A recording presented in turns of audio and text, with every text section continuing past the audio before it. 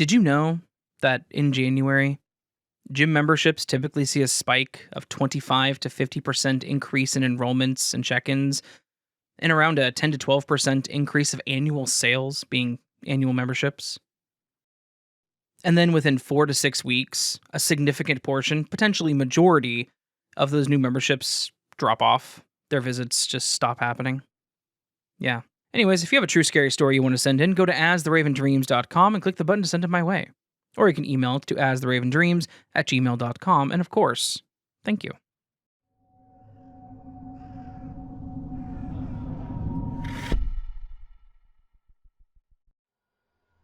Back when I was 24, I was an independent personal trainer.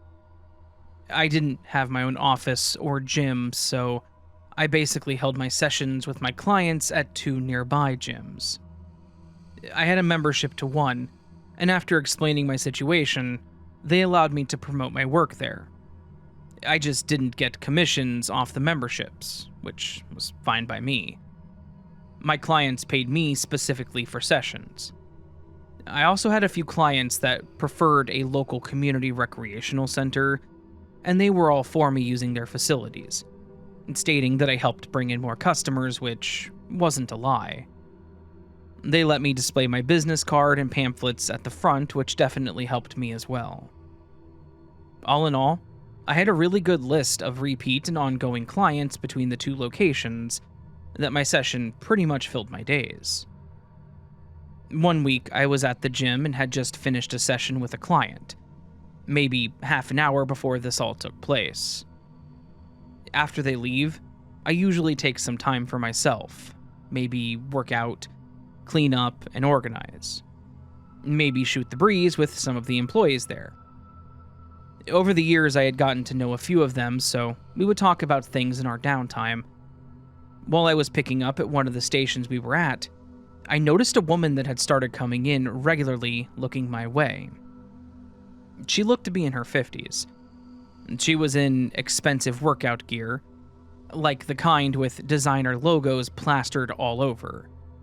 She had the fake tan going on and deep wrinkles in her forehead and the sides of her mouth. Her hair was bleached, with her gray roots showing pulled in a bun on top of her head. If it weren't for the tan and bougie attire, she would honestly remind me of my own mom. Needless to say, she kind of stood out in this middle-class, low-key gym. But the part that kept making me look over at her was that she was constantly staring at me. Every time I looked over, she would smile and wink at me. Now, I was always polite and smiled back and nodded, no problem. I don't want to sound conceited when I say this, but being a younger fit male, I was used to getting looks at the gym. I've just learned to ignore it. Besides, I was happily engaged, so to be honest, it wasn't difficult. Plus, she was old enough to be my mother, and no shade to others, but I'm just not into that. So it's been a few days now, and I've seen her at the gym, and she's always watching me. One of those days, I finished up what I was doing and was now standing up at the check-in desk talking to one of the guys there, when the same woman approached us. She asked the guy if he could sign me up to be her instructor. He explained that I didn't work for the gym, and that she would have to talk to me about it, which is when I stepped in. I explained that I was an independent trainer, and that my current schedule was too full to take on any new clients at the moment. It wasn't completely wrong. It was pretty full, and I wanted some days off too, but she also made me a bit uncomfortable. She looked disappointed, but walked away again, winking at me.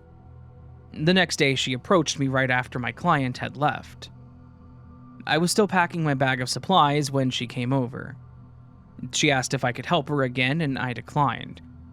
She then clasped her hands together, pleading, and asked if I could at least give her a rundown on some of the machines, claiming to be new to exercising. I felt put on the spot, especially with my client just leaving, making me look free, so I agreed.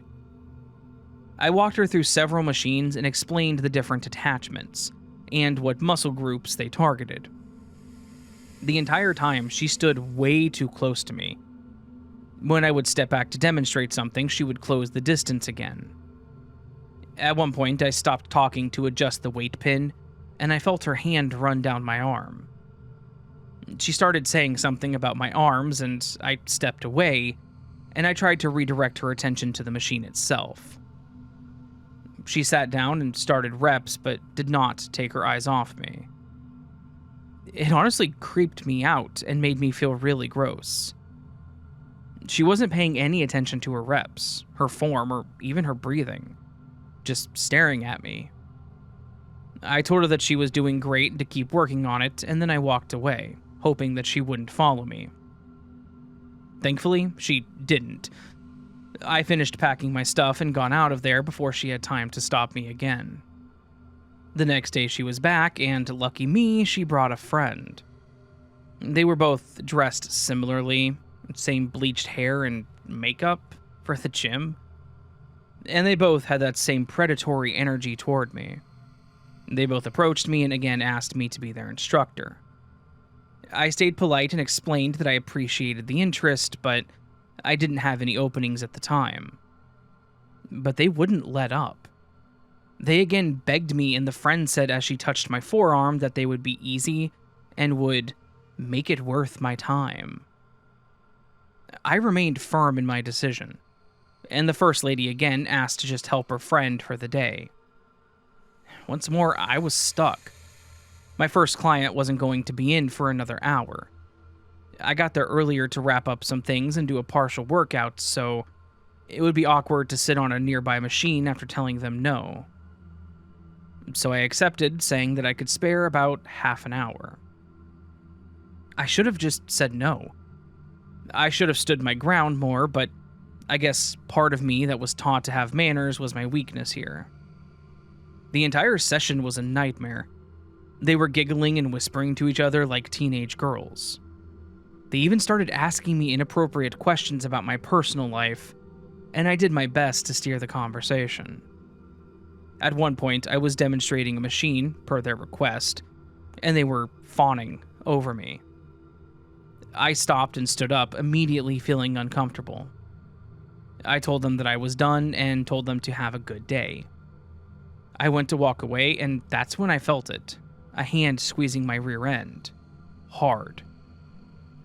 I actually jumped and spun around.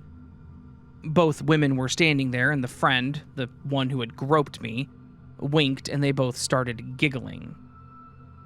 I was stunned that these two women that were twice my age had just assaulted me, and they thought it was funny. I walked away as quickly as I could without running. I was annoyed and embarrassed and immediately went up to the front to report it. There was a guy and a girl there that normally help with everyday tasks, and then the shift manager, or whatever they called her, was up front too, going over something on a clipboard.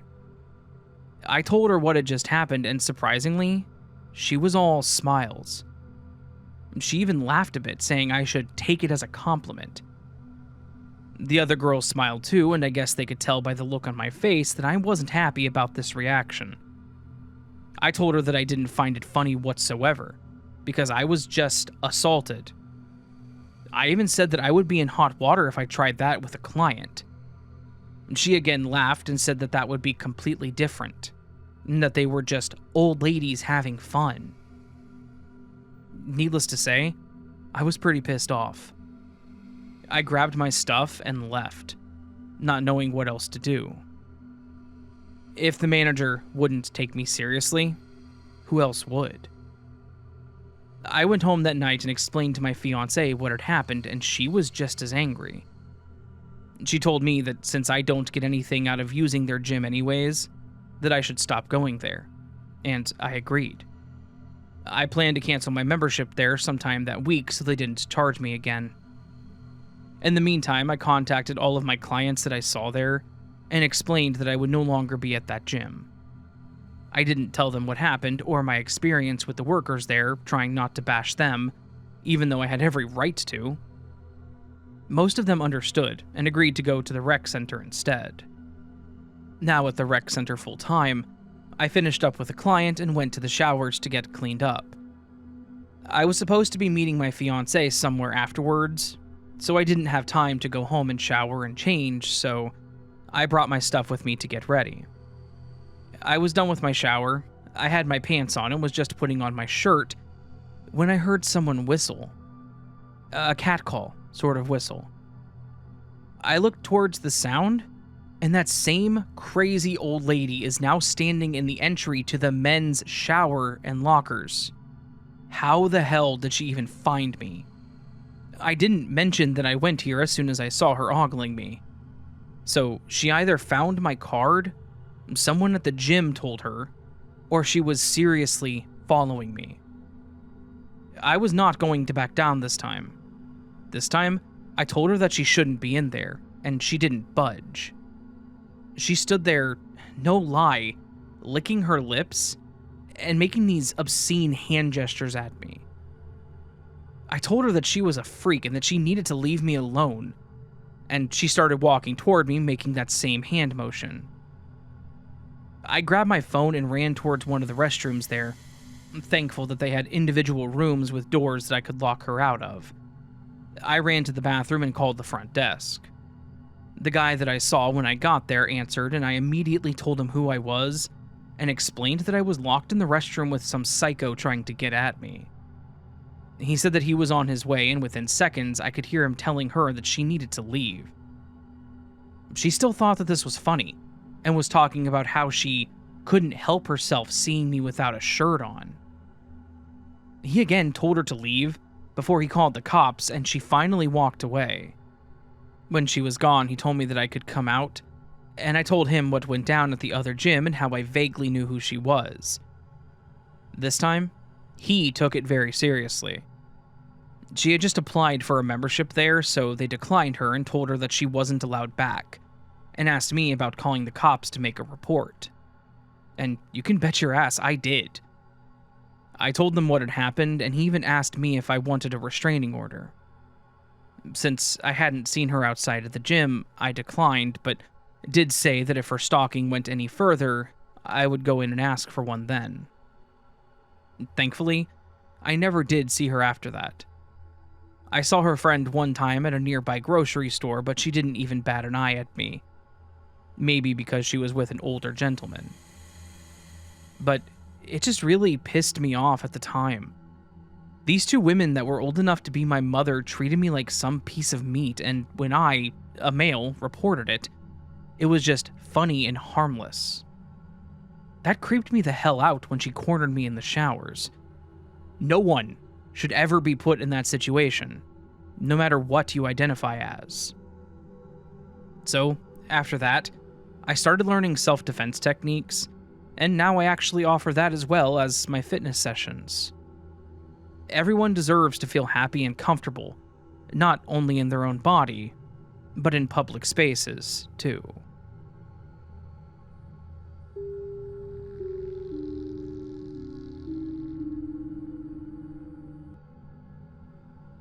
Routine. We all have our own little routines.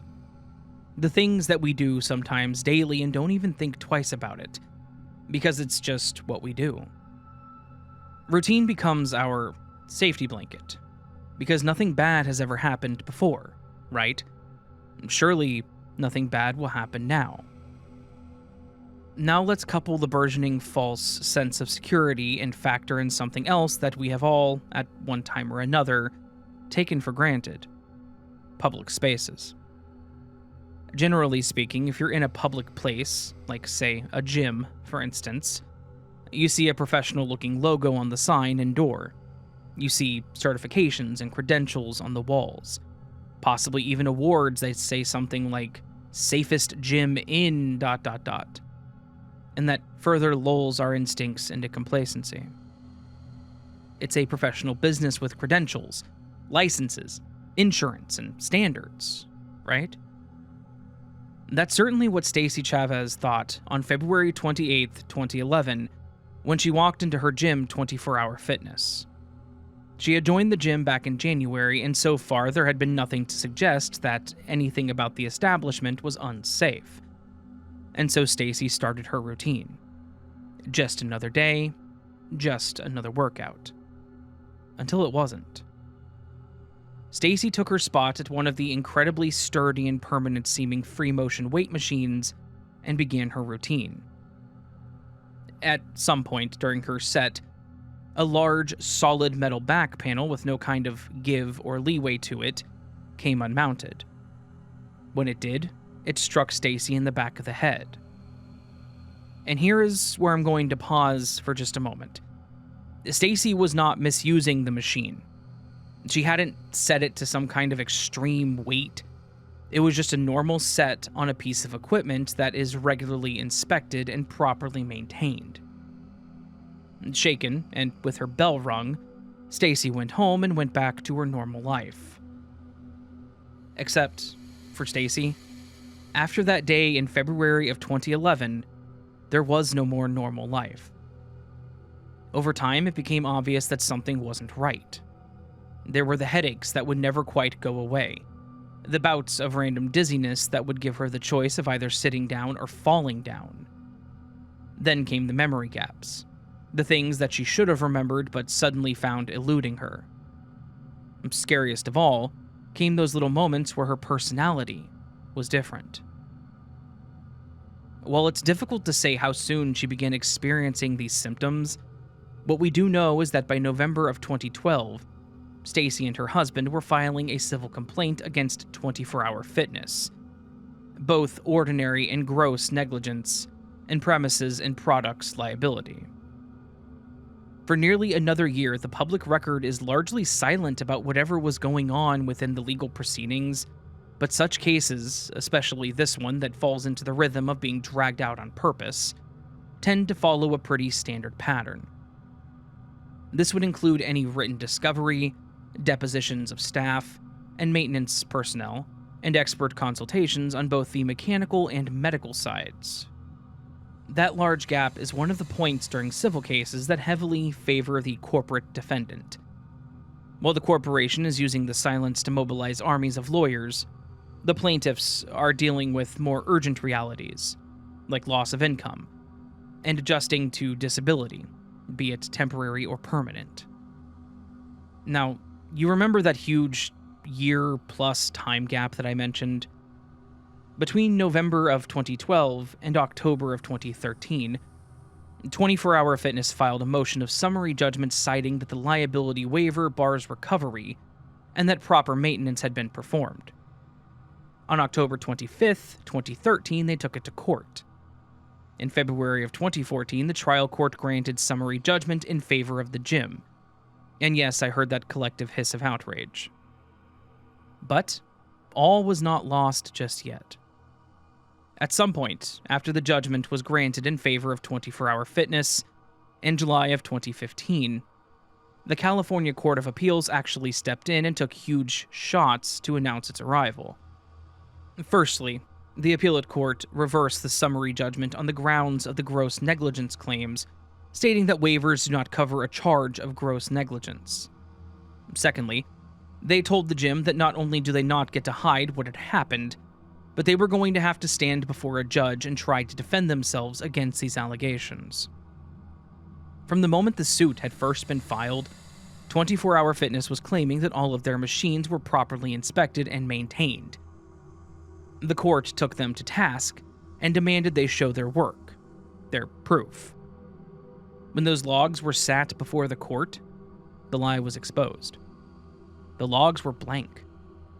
Reports of performed maintenance were either missing or didn't exist at all. So, all at once, their repeated claims of every machine is regularly inspected, regular maintenance is standard practice, nothing about the equipment should have been unsafe, they all suddenly sounded as hollow to everyone else as they had to Stacey and her husband for over 3 years.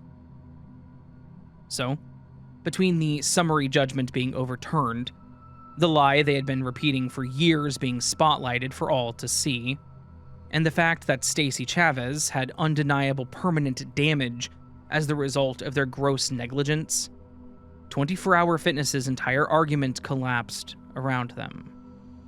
That was when the court got to issue its verdict.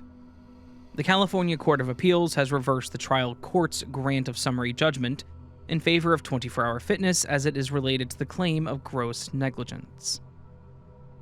That entire statement is doing a lot of very important work, and it's really important to understand why. 24-Hour Fitness was being told by the appellate court that liability waivers weren't going to shield them, and paperwork wasn't going to make this whole thing magically disappear.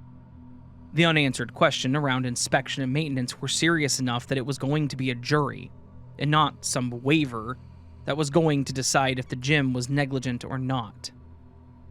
Now, while this wasn't the court condemning the gym as morally bankrupt, nor was it handing out some dramatic brand of justice, really what the court did do was a lot sneakier, and even a bit more gratifying. They told 24-Hour Fitness that they would no longer have the luxury of avoiding the question, were you negligent? Of course, this ruling didn't undo Stacey's injury.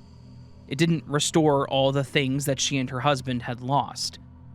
It did, however, make the system do something that it had been refusing to do for years. Acknowledge that Stacey's story mattered. She was finally told that what happened to her was severe enough that it could not, should not, and would not be allowed to get buried so deep that 24-Hour Fitness wouldn't just get to pretend like it never happened to begin with. And here we are at the end of another pretty intense story. And this is where I, Tom, just want to step away from the case file and share some thoughts. I think probably the overarching theme of this entire story is one of burden shifting. The reason I say that is because there was a point in history when there were more oversights in place and institutions charged with actual public safety. When Rome withdrew its forces from the Isle of Britain, they told the Britons to look to your own defenses, and in one of those moments that proves that history doesn't repeat, but it does, however, rhyme, that the same kind of withdrawal has happened again. Only we didn't get the friendly PSA from the Romans that said you're on your own, we're out, deuces. In the case of our contemporary times, we didn't even get the deuces. It's just been something that we've had to figure out and adapt to over time. Because of the way that 24-Hour Fitness handled their business, the only plausible way that Stacey could have prevented what happened to herself would have been if she had A, inspected the machine herself, but the problem here is that she's not an expert dealing with these machines, so how would she possibly know the machine was unsafe? Or B, never used the machine and just stayed at home entirely. Neither of these are really fair expectations to lay on someone. We've all been to public places like the gym, the courthouse, the DMV, etc. We've all taken it for granted that we were safe in those spaces. We've all taken solace in the security of our own little routines. And we've all been in that moment when that security has been rug pulled on us. And that's it for me. Much love, everyone.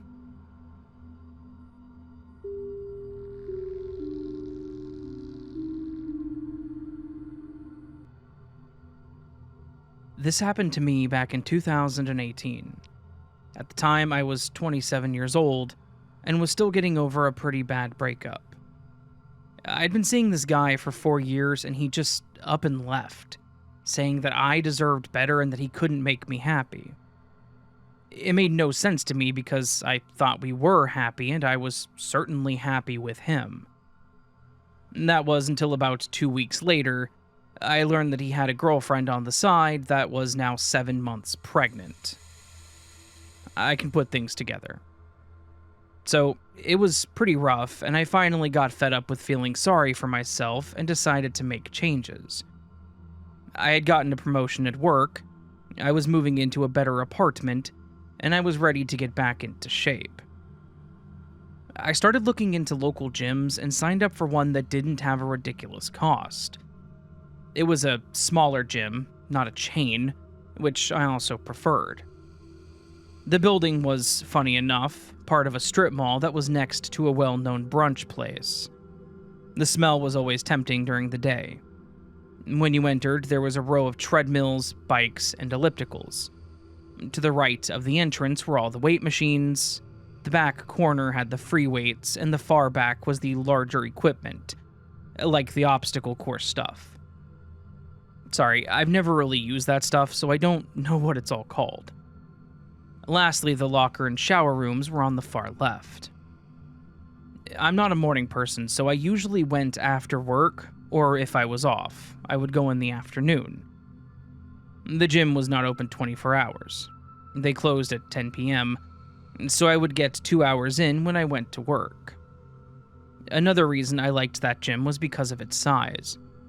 It was smaller, and since there was a large franchise close by, it was never packed.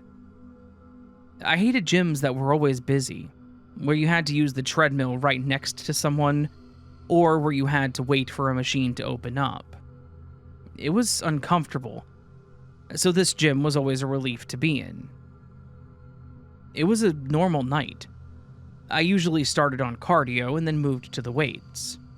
So I jumped on a treadmill to start, and about half an hour into my jog, I felt the cool breeze when someone opened the door, so I looked over. It was a guy. He looked younger, wearing basketball shorts and a hoodie, carrying a small bag. He looked around and at me, and that's when I looked back toward the TV. I could see the man from the corner of my eye walk behind me, towards the locker room. After a few minutes, he walked by from the left side and went toward the weights. He stopped at the machine that has the bar you pull down to your chest. I had my music playing, and I was watching the TV that had subtitles on it, so I wasn't really paying attention to the guy while he was on the machine. However, I do remember watching him walk to the machine because I thought it was odd that he was still wearing the hoodie. I personally cannot wear long sleeves while working out, especially not a hoodie, so it caught my attention is all. Anyway, other than noticing the hoodie, I didn't really pay attention to him, but it was just one of those moments where you see motion, so you look over at it. And that's exactly what I did. When he stood up, I looked over and he noticed this and smiled toward me. It was nothing crazy, just one of those normal awkward smiles you do when you make eye contact with the stranger. So I smiled back, and then I looked back up at the TV. Again, the machine that he was at was slightly to the right and below the TV, so I could see him while watching it. So it wasn't hard to notice him taking off the hoodie, now wearing just a tank top, and he turned around to face me while using the same machine, now pulling the bar down to his chest instead of behind his head. I've seen others use this machine both ways, and I'm also not a professional, so I wouldn't say that he was using it wrong or anything, just noting that he changed his position. But since he turned around, I kept feeling like I was being watched. I would glance over at him occasionally, and he would always be staring at me. He had to look to the right slightly to look at me, so I knew that he was staring at me. There was nothing else in my direction that he could have been looking at. There weren't any TVs, posters, or even another person to my left, so it became pretty awkward. Now, unable to shake the feeling of being watched, I cut my treadmill time short and went to a weight machine behind him so he wouldn't be facing me. I was using an arm machine that faced toward the front so he would be to my right. I started my reps again, and I was starting to feel watched again. I looked around as I rested, and the few other people in there were busy doing their own thing. But when I looked over at Hoodie Guy, he was turned around on the same machine, and again was staring at me. This time he didn't smile, or at least didn't have time to because I quickly looked away. Now it was getting pretty awkward for me. I did another rep for my other arm and then decided to just leave without finishing my workout. I was a little miffed with myself that I couldn't get past a little staring to finish a workout, but I left anyway. I went back the next day telling myself that I would make it up since I was off this day. I started on the weight machines first, this time to make sure that I got it done as well. I was well into my workout on the leg machines now when I saw the same hoodie guy, in his hoodie, walk past the front window. It was one of those moments of, oh geez, but that was it. I had only seen him a couple of nights prior, so it's not like it was anything serious. I just continued staring out the window, counting and breathing. I finished on that machine and walked to the next one when I saw the guy walking toward the weight machines as well, this time starting with no hoodie. I was way into my workout at this point. I was in the groove and feeling proud of myself, so I wasn't going to stop. I went to the next machine, and I noticed that hoodie guy was still standing and looking around, maybe trying to decide where to start too. After I chose my machine, he walked to one closer to me and sat on it. Of course, he would choose one close to me. Whatever, I told myself. Just don't pay him any attention. Just get your checklist done. I was on the one where you had to squeeze your thighs together, and he was on some kind of crunches one. I finished my rep once again and stood up to leave. This machine faced toward the back. The guy was to my left, and when I went to grab the spray to wipe down the machine, I looked over at him. He wasn't using the machine. He was just sitting there staring right at me. But the reason I noticed him, or looked at him, is because of how quickly he threw the towel he was carrying across his lap. Weird. I went back to wipe down the machine and then went over to the treadmills. I had just started on the incline when the guy got off the machine. He hadn't used it in the time I got settled on the treadmill, by the way, and moved to the machine 2 down, holding his towel to his lap still. The machine that he moved to faced me. I was now hating how the road that he was on alternated. But again, the machine that he was on didn't move. I was watching the TV and could tell that he was just sitting there unmoving. I did my best to ignore him and continue. I usually had a routine on the treadmill that included slight inclines and speed-ups. But once I started getting to a jog, I noticed the guy leaning forward, like he was really focused. It was hard to not notice him at that point. I've always been a pretty passive person and always tried to avoid confrontation. This is why I never confronted my ex about his new girlfriend. So when I noticed hoodie guy watching so intently, I just gave up. I got off the treadmill, took a breather, and quickly escaped to the locker room to clean up. I was, however, irritated that he was making me uncomfortable enough to ruin my workout, but he wasn't physically doing anything to me. I felt silly, and I didn't feel like it was something I could actually report to an employee since he wasn't really doing anything. But when he was there the following night, doing the same thing he always did, I decided to tell someone. If anything, it was a way to keep track of his activity. There was a younger girl that worked there that I often saw in the evenings around closing. I had already gotten to know her a bit as she always had a textbook out, clearly in school of some sort. When I left that night, I pointed him out to her and told her what he was doing, and how it was just feeling creepy. She confirmed the guy and said that she would report him to her manager the next morning and explained a little about their policies, including being followed or if someone was too close. It was usually more about people being aggressive to others, but this could also fall into that category. But here's the problem. This went on for another week. I told the girl that he was still doing it a few days later, and she said that she had been keeping track of my reports, per her manager's request, saying if there were so many from people that they could look further into it and possibly take action. I know that she was just as frustrated about that answer as I was. Why do we always want to wait until something actually escalates before any action is taken? But also, I know it wasn't her fault, so I just moved on. But then it all came to a boiling point for me when I went during a day that I didn't work. This was no one's fault, but I was already having a rough day. I had gotten into a small argument with my mom earlier. I had an important package for work that was supposed to be delivered to me, but they had apparently delivered it to the wrong place and no one knew where it was at USPS. Shocker, right? I also had a doctor's appointment planned later that day, and they said that they had double booked the appointments and canceled mine. I had this appointment scheduled for over a month because of how booked out they were. Now I was waiting for them to call me back to find a new day. So, needless to say, I was already pretty worked up and decided to burn the energy at the gym. I started on cardio and then moved into the weights.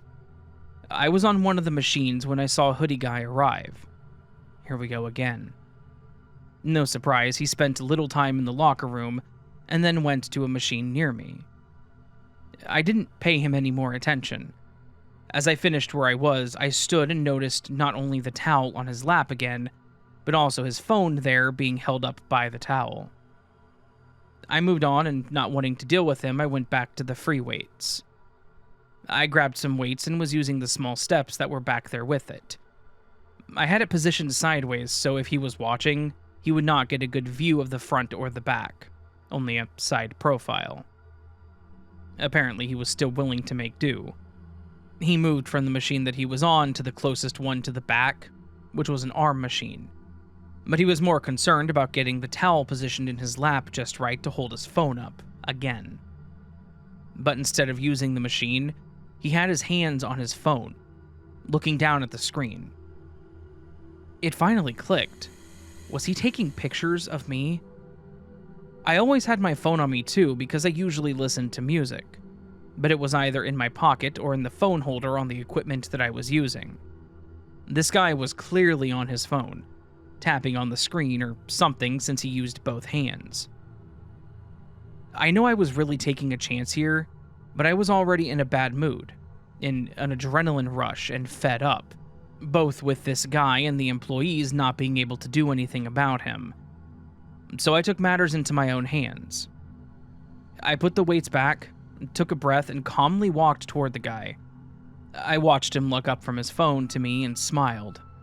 I smiled back and approached him. I was standing near his leg when I greeted him. All I said was, "Hey," and my heart started racing. He greeted me back, and I asked him if he was wanting to use the weights. He kept that smile on his face and said, "Oh no, I just like watching your form," and winked. He literally winked at me at that point. So I went to turn to walk back toward the weights when I snatched his phone. I grabbed it a little harder than I thought because he grunted and grabbed himself. It was enough time for me to see that not only had he had the camera app open still, but in the little review box of recent photos was a picture of me. I tapped on it and saw a few of me on the first machine, and then some of me using the weights, zooming in on my rear. I was furious. Who knows how many other women he was doing this to? If he was brazen enough to do this to me when I clearly could see him, what else was he capable of? He was already standing and yelling at me to give his phone back, so I did what any angry person would do in that situation. Or maybe not. I threw it. I threw it hard against the back wall. The guy was yelling. Other people were certainly watching us now, and then 2 employees ran up to us asking what was going on. He immediately tried the victim card. He said that I had taken his phone and broken it, demanding to press charges. I told them that I did in fact throw it because he was taking photos of me without my knowledge or permission.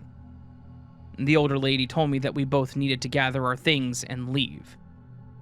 I was angry and in tears, trying to stop myself from getting sick as I walked to the locker rooms. Everyone still watching us. The guy was still shouting, calling me a psycho from behind, only making me more embarrassed. So I grabbed my stuff and quickly left. I called a friend of mine, and I explained to her what had happened. She, of course, laughed at first, which did break some of the tension. I was worried that the guy would press charges as I did break his property, so I was waiting to get a call or knock at my door, expecting that the gym would give him my information. Surprisingly, that never happened. In fact, I didn't hear from anyone. I didn't go back to that gym for a week, still feeling embarrassed. When I did, I went at night, and was relieved to see the gym almost empty and the schoolgirl behind the counter. She immediately looked shocked and leaned over the counter to talk quietly to me. She told me that she knew what had happened from the other employees sharing, But she also told me the bad news. Both mine and Hoodie Guy's memberships were revoked, and we weren't allowed to sign back in. I was pretty upset, but I know it wasn't her fault. It was the owner/manager's choice. The girl was very sorry, though. I could tell that she felt bad. She hugged me and told me not to feel bad for what I did, and I left a little defeated, but also kind of satisfied. I know what I did was wrong, and I should have done things differently, but at the time, it felt good. I wouldn't recommend my approach, however. If you are ever in a situation like that, I recommend you report it. Report it to someone that works wherever you're at. Report it to the police if you don't feel safe. Just don't let anyone make you feel like you shouldn't be there. Also, I never did see that guy again, nor was I ever served papers or charges with anything. Probably because he knew I could possibly make a case against him, too. I'm just glad that it did go away, and hopefully, he also learned a valuable lesson.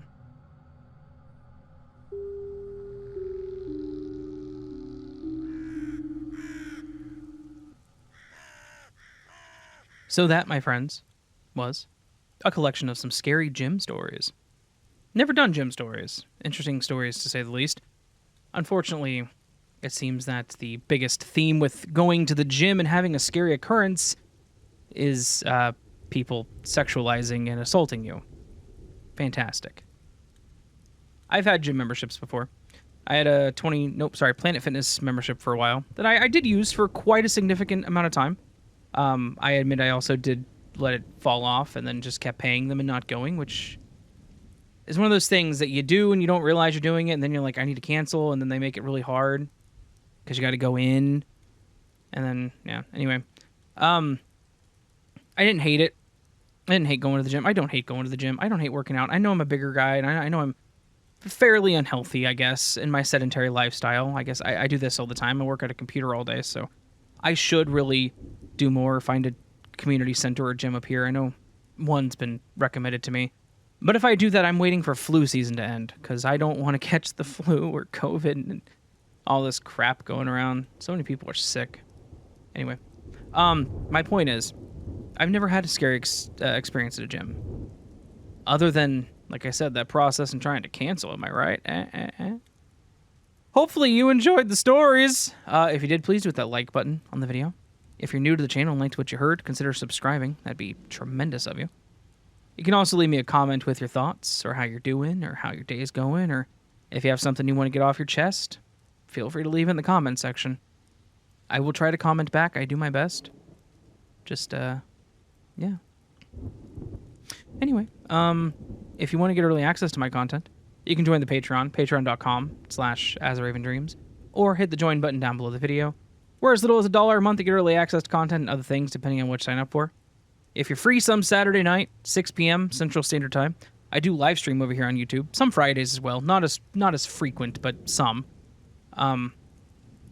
Trying to do that every other Friday again. We're planning on getting back into it, so yeah. Those are things. You can also go to astheravendreams.com, where you can find information on the podcast, other platforms, stories I've written, information about my book, and a place where you can submit your stories. There's a big button, send it in. Or you can email it, you can Gmail it. You can email it to my Gmail at astheravendreams@gmail.com. Both get directly to me. Both work. And I'm probably missing something, but I'm just kind of going with the flow today. Just kind of going with the flow. So, anyways, hope you have a beautiful rest of your week and a beautiful day. Hope I see you again here very soon, tomorrow. And until then, remember that you are loved, you are valid, you are important, you're the best you that you can be. Do not forget it, and don't let anyone tell you otherwise. Until next time, my friends, much love, and sleep well.